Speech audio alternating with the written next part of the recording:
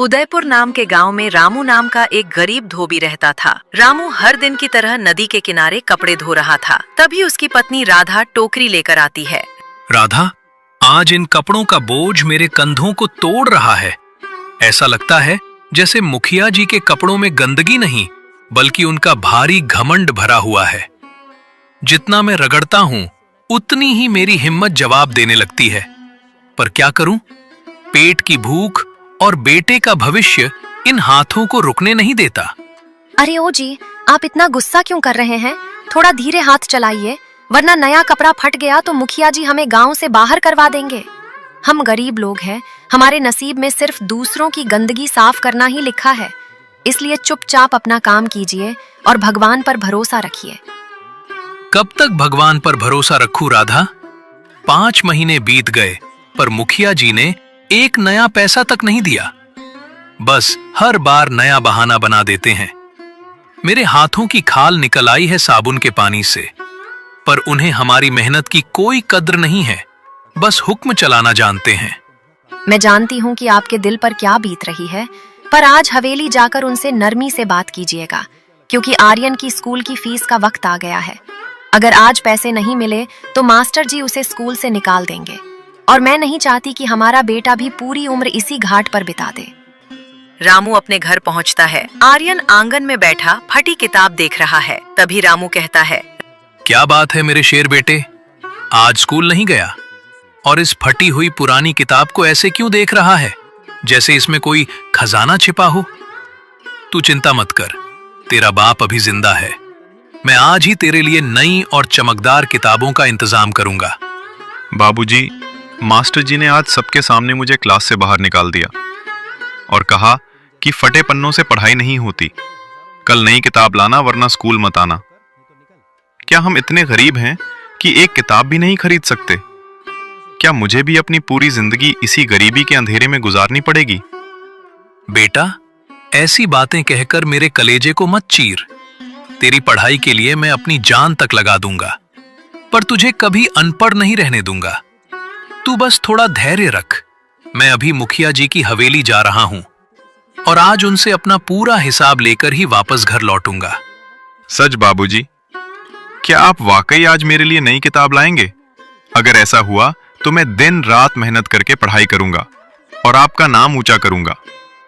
मुझे किसी खिलौने की जरूरत नहीं है, बस मुझे स्कूल जाने से कोई ना रोके। यही मेरी सबसे बड़ी ख्वाहिश है। रामू मुखिया जी के हवेली पहुंचता है। मुखिया जी बारांदे में बैठे आराम कर रहे थे।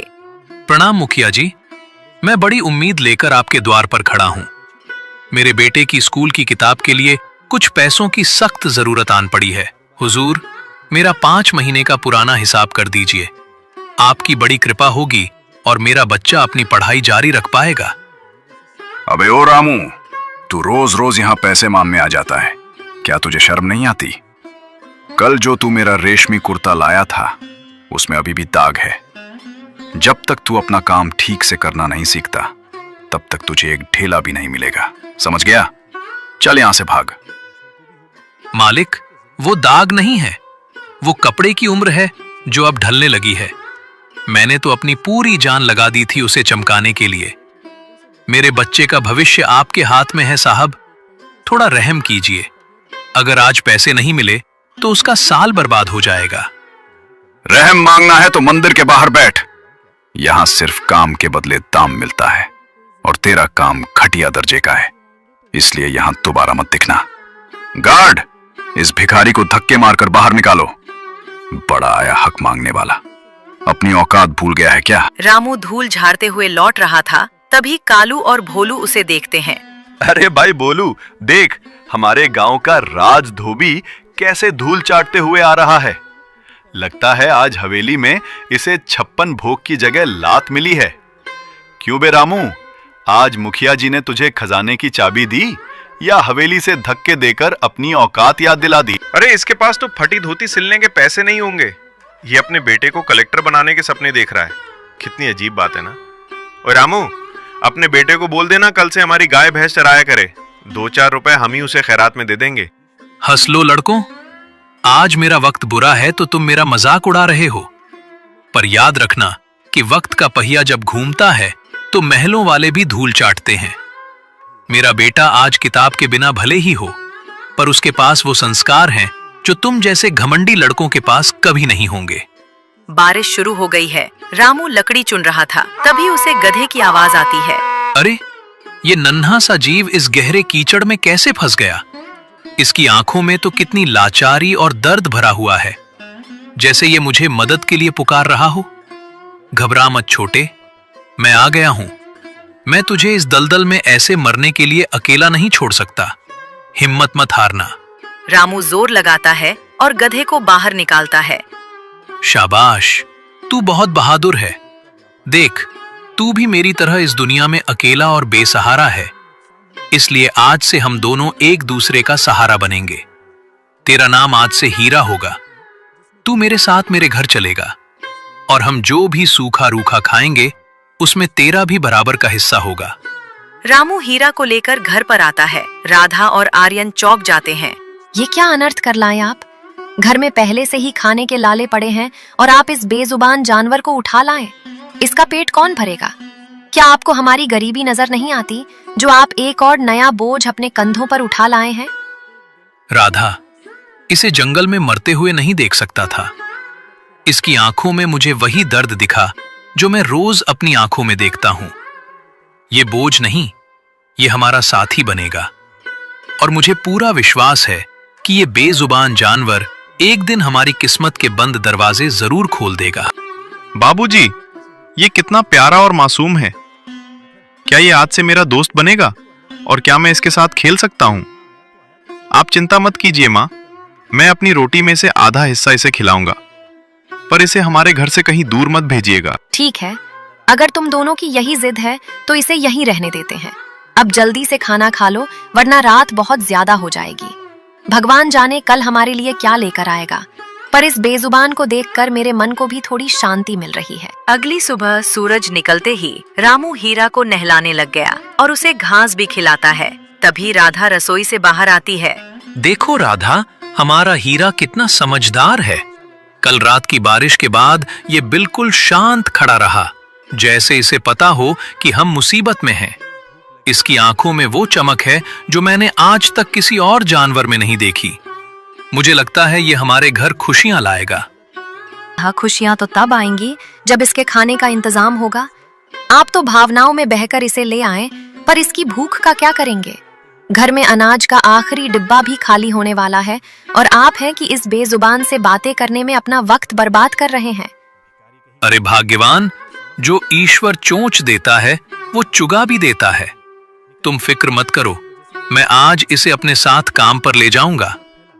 हीरा आज लकड़ियों का बोझ ढोने में मेरी मदद करेगा और जो थोड़े बहुत पैसे मिलेंगे उससे हम इसके लिए चारा और आर्यन के लिए किताब लाएंगे।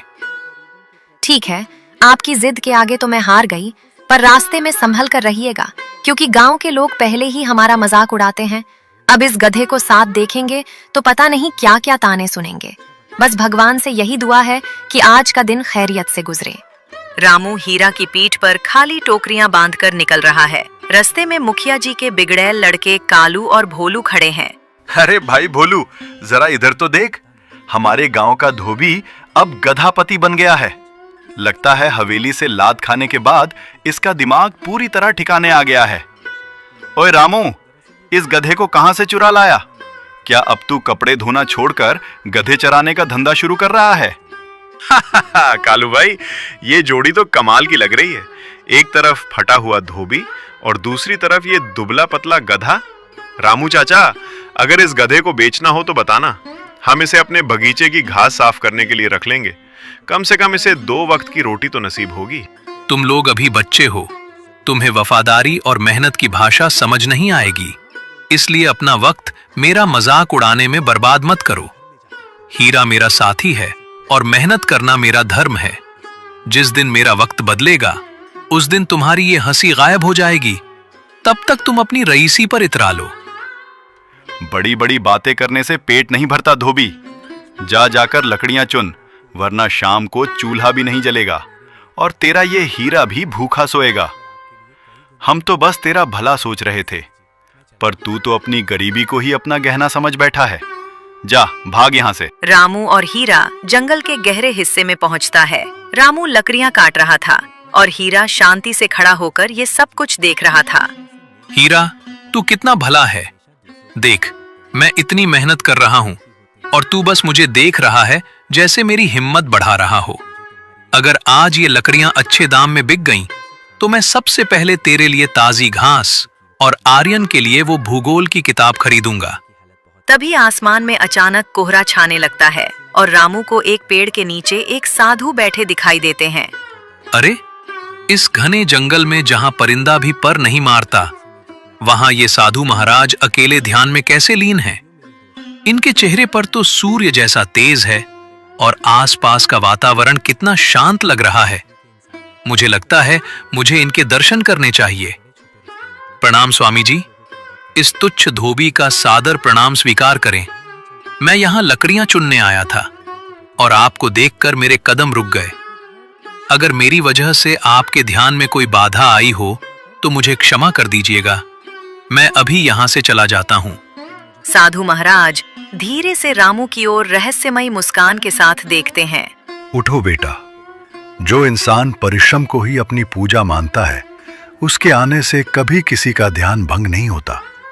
तुम बहुत थके हुए लग रहे हो और तुम्हारे चेहरे की ये लकीरें बता रही हैं कि तुम अपनी गरीबी और समाज के तानों से बहुत परेशान हो। स्वामी जी, आप अंतर्यामी हैं।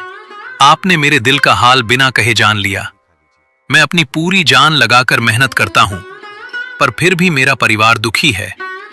मेरा बेटा पढ़ना चाहता है, पर मैं उसे किताब तक नहीं दे पा रहा। कभी कभी लगता है कि शायद ईश्वर मेरी पुकार सुन ही नहीं रहा है। ईश्वर हर पुकार सुनता है बेटा, बस देखने का नजरिया चाहिए। क्या तुम्हें लगता है कि ये गधा तुम्हें अचानक मिल गया? ये साधारण पशु नहीं है। ये तुम्हारी ईमानदारी और पशु प्रेम का वो फल है जो विधाता ने स्वयं तुम्हें पुरस्कार के रूप में भेजा है। स्वामी जी, आप इस बेजुबान हीरा के बारे में ऐसा क्यों कह रहे हैं? ये तो बस एक भटका हुआ जानवर था जिसे मैंने मरते हुए देख बचा लिया। क्या इसमें भी कोई राज छिपा है? क्या ये साधारण गधा वाकई मेरे जीवन की कठिनाइयों को कम करने की ताकत रखता है? धैर्य रखो रामू, समय आने पर सब पता चल जाएगा। बस एक बात याद रखना कि कभी इस बेजुबान पर अत्याचार मत करना और इसे प्रेम से रखना। जब भी तुम मुश्किल में हो, जंगल के इस हिस्से में चले आना। ये जंगल और ये हीरा तुम्हें वो रास्ता दिखाएंगे जो तुम्हारी 7 पीढ़ियों की गरीबी मिटा देगा। रामू लकड़ियों को कुछ हीरा के पीठ पर लाद कर और कुछ खुद लेकर बाजार जाता बेचने के लिए। वो काफी सोच में डूबा हुआ था। अरे, आप आ गए।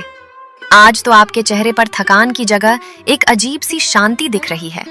क्या आज लकड़ियां बहुत अच्छे दाम में बिकी हैं? और ये हीरा इतना खुश क्यों लग रहा है, जैसे इसे कोई खजाना मिल गया हो? राधा, आज जंगल में मेरी मुलाकात एक महान साधु महाराज से हुई। उन्होंने जो बातें कहीं वो मेरे दिल को छू गईं।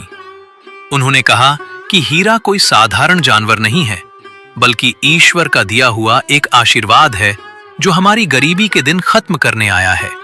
साधु संत तो ऐसी बातें करते ही रहते हैं, आप भी उनकी बातों में आ गए।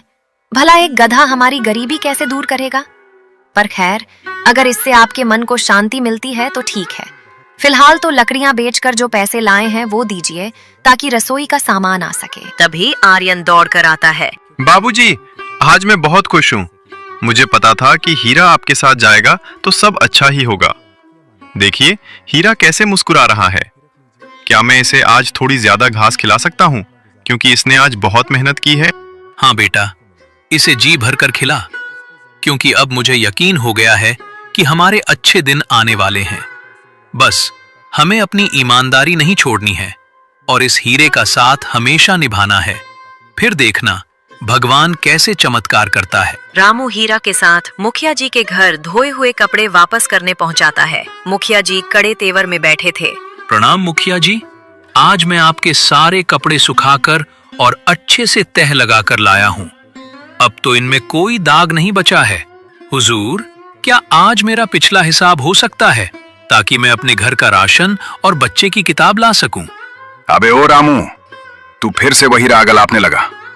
क्या तुझे समझ नहीं आता कि जब तक मैं पूरी तरह खुश नहीं होता तुझे एक पैसा नहीं दूंगा? और ये क्या गंदी शक्ल वाला जानवर अपने साथ हवेली के अंदर ले आया है? इसे बाहर निकाल, वरना डंडे से इसकी खाल खिंचवा दूंगा। मालिक, ये कोई गंदा जानवर नहीं है। ये मेरा वफादार साथी हीरा है, जो बोझ ढोने में मेरी मदद करता है और चुपचाप खड़ा रहता है। कृपया इसे अपशब्द न कहें हुजूर। ये बेजुबान है, पर आपकी हर बात समझता है। बस अपनी मेहनत का फल मांग रहा हूं। बड़ा आया वफादार का बच्चा। अगर ये इतना ही कीमती है तो इसे बोल कि मेरे सामने नाच कर दिखाए, या फिर आसमान से सोने की बारिश कर दे। तू पागल हो गया है रामू। एक मामूली गधे को अपना साथी मानकर अपनी औकात भूलता जा रहा है। चल भाग यहां से। रामू हवेली से खाली हाथ लौट रहा था, तभी रास्ते में कालू और भोलू उसे फिर से घेर लेते हैं। अरे भाई भोलू, देखो तो जरा, हमारे गांव का हीरा धोबी आज फिर हवेली से धक्के खाकर आ रहा है। लगता है मुखिया जी ने इसे धेला भी नहीं दिया। क्यों बे रामू, तेरा ये जादुई गधा आज कुछ कमाल क्यों नहीं कर रहा? क्या इसकी सारी शक्तियां घास चरने में खत्म हो गई हैं? कालू भाई, ये तो खुद को राजा समझने लगा था, पर अब देखो इसकी सूरत कैसी उतर गई है, जैसे किसी ने इसका सब कुछ लूट लिया हो। ओए रामू, अगर पैसे चाहिए तो इस गधे को हमारे पास गिरवी रख दे, हम इसे कुएं से पानी निकलवाने के काम में लगा देंगे। तुम लोग मेरी गरीबी का मजाक उड़ा सकते हो, पर इस बेजुबान हीरा का अपमान मत करो, क्योंकि ये तुम्हारी सोच से कहीं ज्यादा समझदार है।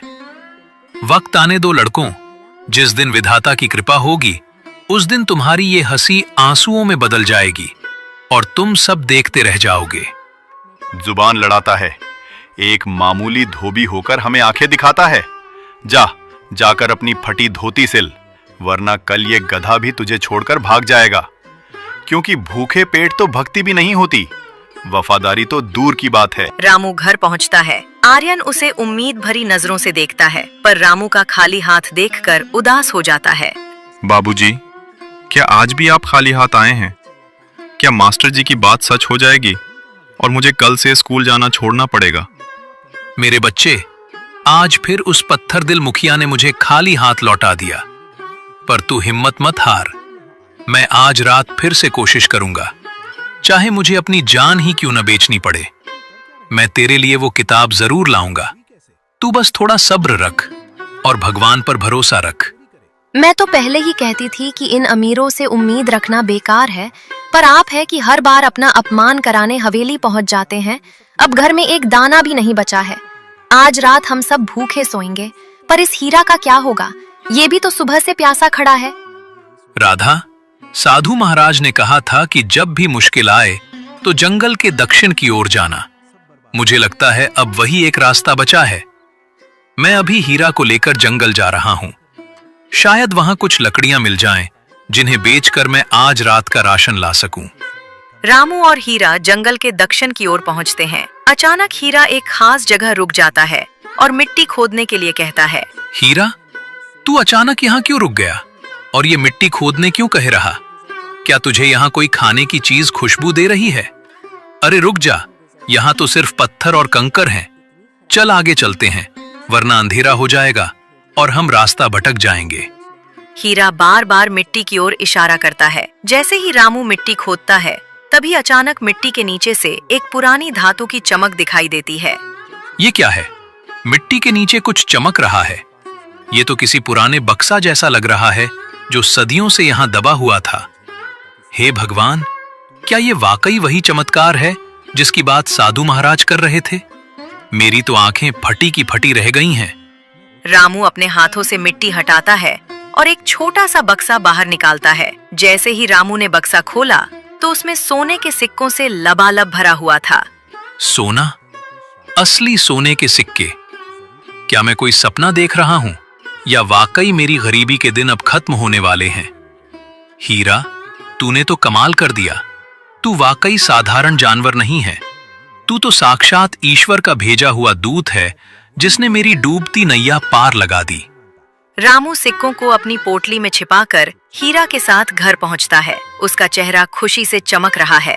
अरे, आप तो जंगल गए थे लकड़ियां लेने, पर ये खाली हाथ क्यों आए हैं? और आपकी आंखों में ये कैसी अनोखी चमक है?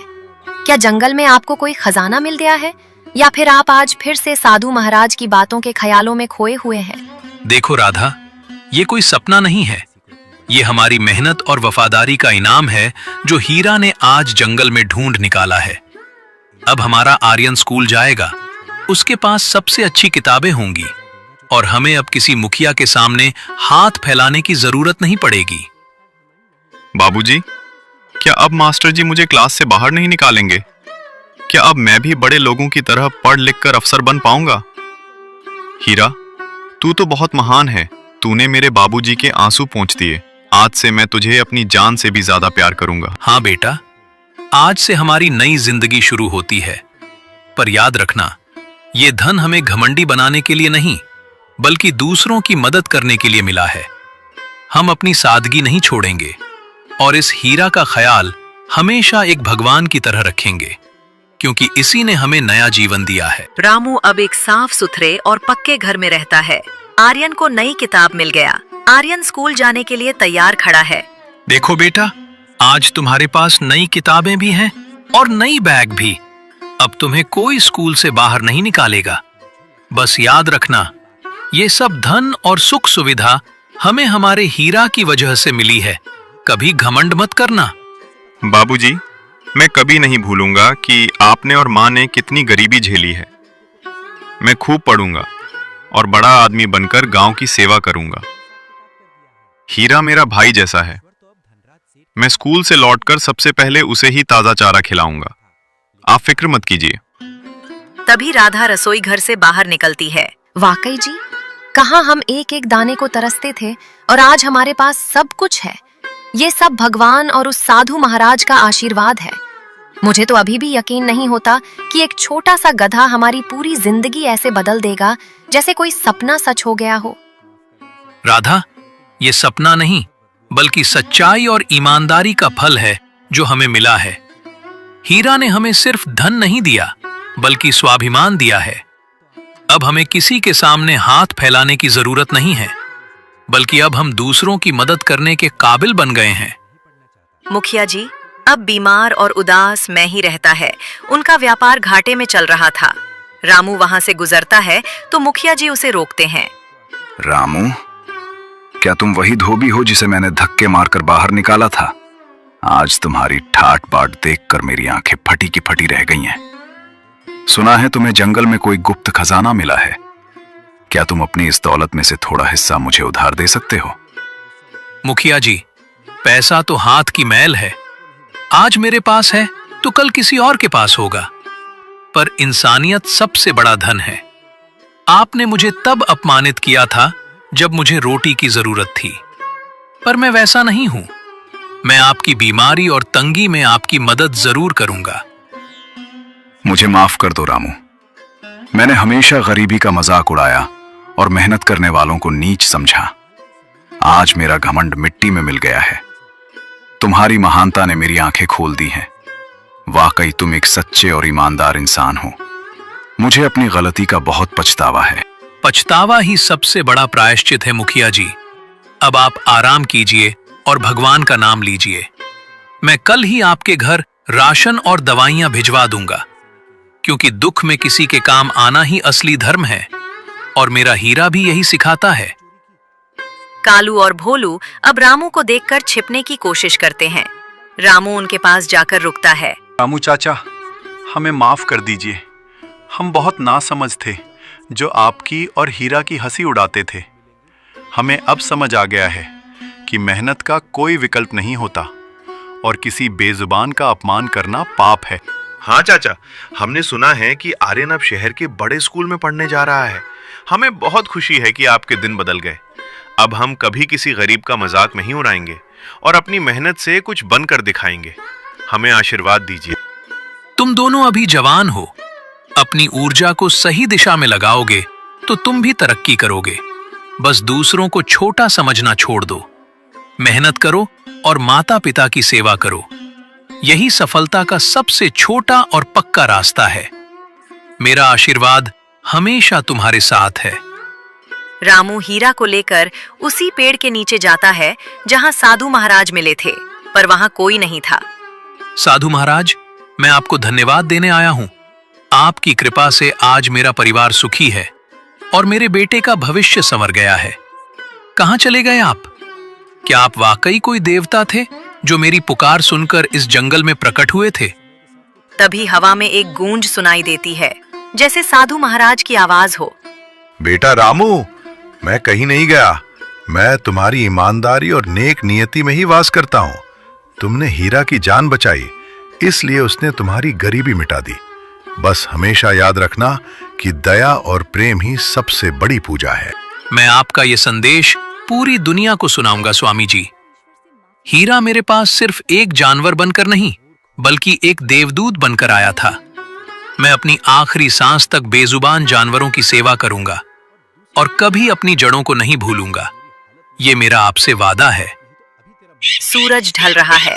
रामू, राधा और आर्यन अपने घर के सामने हीरा के साथ खड़े हैं। पूरा परिवार खुश है। आज हमारे घर में कितनी शांति है। ऐसा लगता है जैसे सारे दुख दर्द हमेशा के लिए विदा हो गए हों। हीरा की वजह से आज हमें गांव में वो इज्जत मिली है जो हमने कभी सपनों में भी नहीं सोची थी। हीरा, तू दुनिया का सबसे अच्छा गधा है। तूने मुझे किताबें दी और मेरे बाबूजी के चेहरे पर मुस्कान वापस ला दी।